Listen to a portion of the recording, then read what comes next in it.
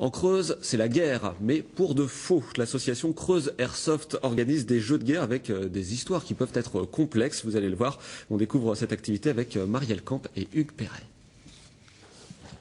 Vas-y, je vais progresser en parallèle. Vocabulaire, tactique et panoplie, au camp de la Jonchère, 2 ou 3 fois par mois, ce sont les grands qui jouent à la guéguerre. Mission numéro 1, exfiltrer 2 espions, mais cette fois l'ennemi échappe à nos 12 patrouilleurs déconfits. Ouais, ils ont reçu, ouais. Les connaisseurs identifieront le FAMAS ou la CALA, mais ici on parle de répliques et on tire des billes de papier, biodégradables s'il vous plaît. À la différence du paintball, on ne risque pas l'hématome. On n'est pas là pour se faire mal. Là, c'est vrai qu'on s'équipe un peu comme des militaires, mais sans forcément se prendre pour des militaires, quoi, sans forcément se prendre au sérieux. Que les choses soient donc claires, ici on n'aime pas la guerre, on aime le jeu de rôle et l'exercice physique, car sur ce terrain de 15 hectares, les missions peuvent parfois durer plusieurs heures.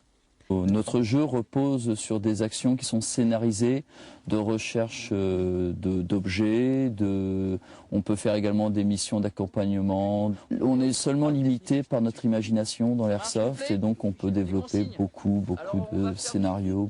Si l'aventure Airsoft vous tente, 150 €, c'est le prix de l'équipement de base. Toutefois, l'association met gratuitement des répliques à disposition des débutants et pourquoi pas des débutantes.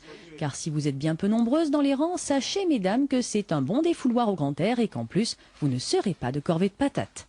On a nos rations militaires pour prendre notre petit repas. On s'amuse. Bon appétit.